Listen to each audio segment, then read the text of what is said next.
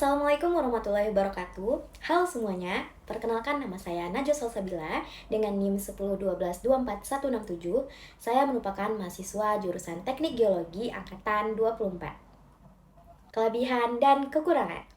Saya memiliki kelebihan yaitu teliti dalam melakukan percobaan, mampu bekerja sama dalam tim, dan memiliki komunikasi yang baik.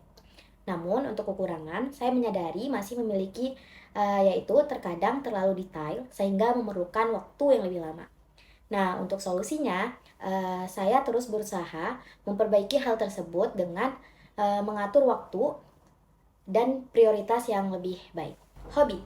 Nah, hobi saya itu ada membaca, menulis puisi, dan badminton, yang menurut saya membantu menjaga keseimbangan antara akademik dan kegiatan sehari-hari. Alasan saya ingin menjadi asisten praktikum fisika dasar yaitu karena saya tertarik menjadi asisten praktikum fisika dasar ini dan ingin mengembangkan pemahaman yang lebih mendalam tentang konsep fisika, melatih kemampuan mengajar, serta berkontribusi dalam menciptakan suasana praktikum yang efektif dan menyenangkan. Untuk target saya 1 bulan setelah menjadi asisten praktikum, yaitu saya menargetkan untuk memahami seluruh prosedur kerja laboratorium, mampu membimbing praktikan secara mandiri, dan mampu beradaptasi dengan baik dalam sistem kerja tim laboratorium, serta bisa membimbing praktikan untuk praktikum fisika dasar 1 ini. Nah, untuk kontribusi dalam laboratorium fisika dasar ini, saya berkomitmen memberikan kontribusi berupa membantu meningkatkan kedisiplinan dan ketertiban saat praktikum, memberikan penjelasan yang mudah dipahami oleh praktikan, serta turut mengusulkan ide-ide untuk perbaikan kualitas praktikum. Nah, pada video kali ini saya akan menjelaskan mulai dari dasar teori singkat sampai persamaan yang akan dipakai dengan modul pesawat Atwood. Dasar teori. Gerak lurus beraturan atau yang kita sebut dengan GLB adalah gerak suatu benda pada lintasan lurus dengan kecepatan tetap atau tanpa percepatan, dan jarak yang ditempuh itu selalu bertambah secara linear terhadap waktu dengan persamaan S sama dengan V dikali dengan T. Gerak lurus berubah beraturan atau yang kita sebut dengan GLBB terjadi jika kecepatan benda berubah secara teratur akibat adanya percepatan. Nah, untuk persamaan dasarnya, VT sama dengan V0 ditambah A dikali dengan T. Nah, untuk persamaan selanjutnya, VT kuadrat sama dengan V0 kuadrat ditambah 2A dikali dengan delta S. Persamaan selanjutnya, ST sama dengan S0 ditambah V0 dikali T ditambah 1/2 AT kuadrat. Pesawat Atwood dan momen inersia katrol. Pesawat Atwood digunakan untuk mempelajari GLB dan juga GLBB. Pada kenyataannya, katrol memiliki massa sehingga timbul momen inersia yang mempengaruhi percepatan. Nah, hubungan gaya dan rotasi ini dituliskan dalam persamaan sigma torsi itu sama dengan I dikali dengan alfa. Nah, percepatan sistem dipengaruhi oleh selisih massa beban serta momen inersia katrol. Nah, untuk pengukuran waktu pada percobaan praktikum ini menggunakan 2 mode, yaitu waktu pencacah dengan timing 1 untuk mengukur waktu saat benda melewati 1 gerbang, dan pada timing 2 itu mengukur waktu tempuh antara 2 gerbang cahaya dengan jarak tertentu. Tujuan praktikum yang pertama yaitu menentukan percepatan gerak benda pada gerak lurus berubah beraturan. Yang kedua, menentukan momen inersia katrol secara teori dan eksperimen. Daftar alat yang kita gunakan pada modul ini yang pertama yaitu ada Atwood bertiang ganda yang berdiameter 12 cm. Lalu yang kedua ada 2 buah beban silinder dengan panjang 185 cm. Yang ketiga, 2 buah beban berbentuk silinder M1 dan M2 yang masanya sama-sama 100 gram diikatkan pada ujung-ujung tali penggantung yang terbuat dari bahan kuningan. Yang keempat yaitu beban tambahan bercelah yang berjumlah 5 buah, masing-masing memiliki massa 5 gram. Nah, bahannya itu aluminium. Yang kelima yaitu penghenti beban dengan lubang yang berdiameter 3,64 cm yang digunakan untuk menahan beban bercelah untuk percobaan GLB. Yang keenam yaitu ada penghenti beban tanpa lubang yang digunakan untuk menahan beban silinder yang memiliki bahan baja. Selanjutnya ada pewaktu pencacah atau time counter yang digunakan untuk menghitung waktu perpindahan beban silinder. Yang terakhir itu ada gerbang cahaya. Pada kali ini kita akan melakukan percobaan modul pesawat Atwood yang terdiri dari tiang yang berskala 0 sampai 150 cm, kemudian beban silinder yang kita sebut dengan M1 dan M2, kemudian beban keping tambahan dengan masing-masing berat 5 gram, kemudian penahan beban berlubang, kemudian gerbang cahaya 1 dan cahaya 2, selanjutnya pencacah waktu dan tali penggantung. Prosedur percobaan yang pertama yaitu gerak lurus beraturan dengan metode timing 1. Nyalakan pencacah waktu dengan mode timing 1. Lalu atur beban silinder M2 pada skala 20 cm. Selanjutnya, atur penahan beban berlubang dengan jarak 10 cm dari ujung beban silinder M2. Selanjutnya, tambahkan beban keping tambahan sebanyak 5 keping. Selanjutnya, atur skala gerbang cahaya 1 pada skala 100 cm. Kemudian, atur gerbang cahaya 2 pada skala 120 cm.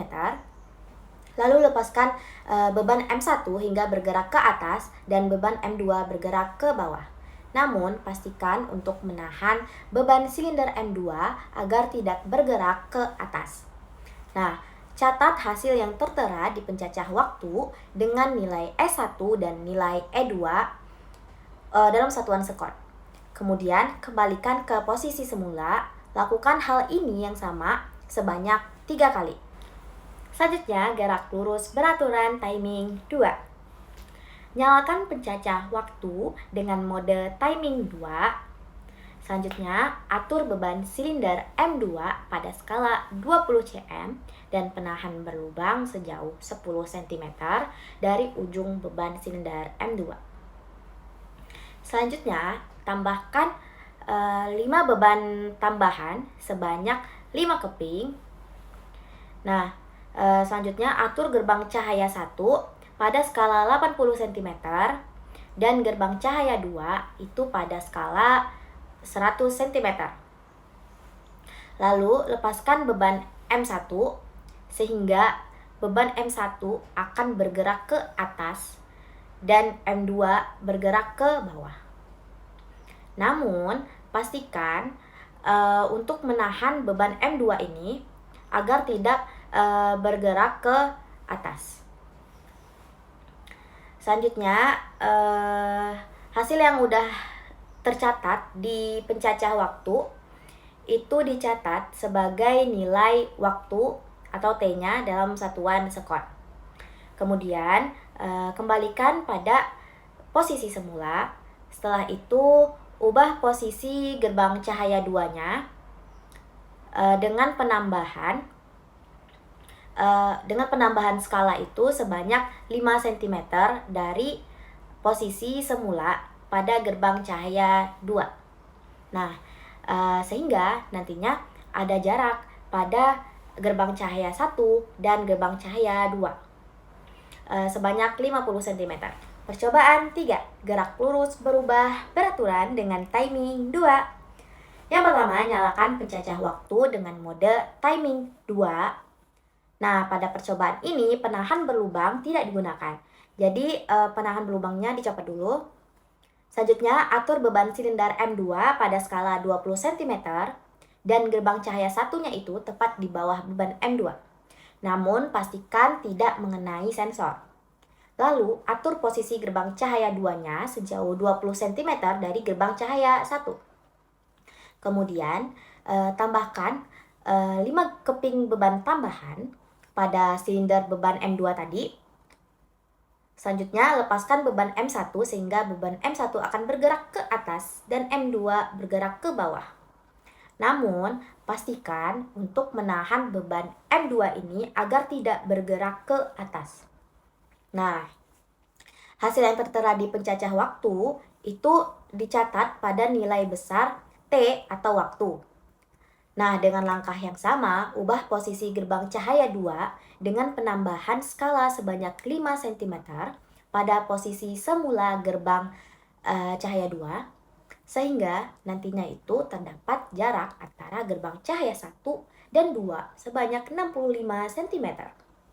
Nah, pada timing 1, data yang diambil itu hanya S1 dan E2. Untuk V-nya itu kita dapat dari rumus panjang silinder per E. Nah, jadi di contoh pertama ini, S1 yang udah kita dapat data yang kita ambil tadi, yaitu 0,09553 sekon. Panjang silindernya 0,047 meter.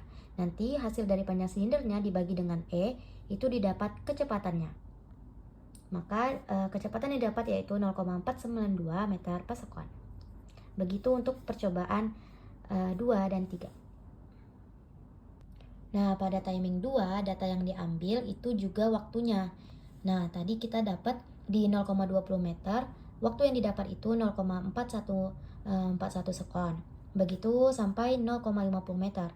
Nah, untuk mencari V-nya itu dengan menggunakan rumus S per T. Nanti didapat salah satu contohnya itu yaitu yang 0,20 dibagi dengan waktu yang didapat yaitu 0,4141 didapat 0,483 meter per sekon. Jadi pada timing 2 yang dicatat itu adalah waktunya dalam satuan sekon. Nah, untuk gerak lurus berubah beraturan itu data yang akan diambil juga waktunya. Tadi kita mencoba di 0,20 meter, 0,25 meter, 0,30 meter, 0,35 meter sampai dengan 0,50 meter. Nah, timing yang kita dapat itu dicatat di timing, data yang kita dapat timing tadi kita catat di sini dalam satuan sekon. Nantinya baru di hasil dari waktunya ini kita kuadratkan. Nah, untuk mencari V-nya itu dengan rumus A dikali T. Nah, untuk A-nya itu dipakai 3,6 meter per sekon dikali dengan T-nya waktu yang di sini yaitu 0,499. Nanti didapat hasilnya. Nah, setelah kita dapat ini, data yang akan kita ambil tadi, itu kita di T kuadrat ini, itu untuk X dan ST di sini sebagai Y. Nah, nantinya grafiknya ini adalah X dan ini adalah Y. Ini tinggal diplot aja, nanti dibuat persamaan linearnya Y sama dengan AX plus B. Momen inersia katrol, data yang diambil itu ada M1, M2, R, M, I yang akan dicari, dan G.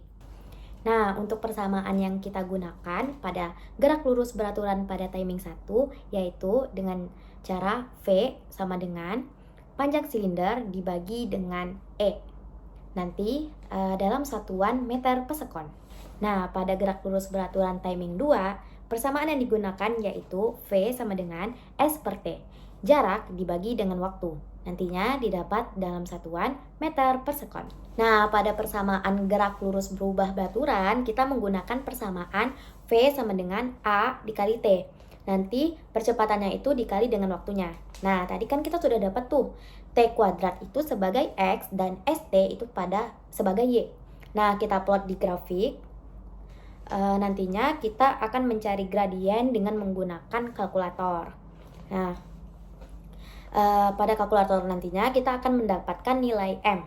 Kita akan menggunakan persamaan ST sama dengan S0 ditambah V0 dikali T ditambah 1/2A dikali T kuadrat.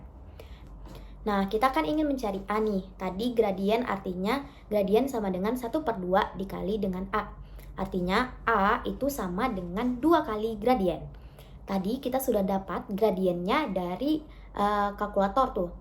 Nilai gradien atau nilai M-nya. Artinya nilai gradien itu nantinya dikali dengan 2, maka itu kita mendapatkan percepatannya dengan satuan meter per sekon kuadrat. Persamaan selanjutnya yang kita pakai itu pada momen inersia katrol itu kita menggunakan persamaan I sama dengan M1 dikurang M2 dikurang M tanda kurung dikali dengan G per A ditambah M1 ditambah M2 ditambah dengan M dikurung lalu dipangkatkan dengan R kuadrat. Nantinya didapatkan momen inersianya dalam satuan kilogram meter kuadrat. Sekian video dari saya. Saya percaya bahwa dengan semangat belajar dan keinginan untuk berkembang, saya bisa memberikan kontribusi yang terbaik sebagai asisten praktikum fisika dasar 1. Terima kasih atas perhatiannya dan sampai jumpa.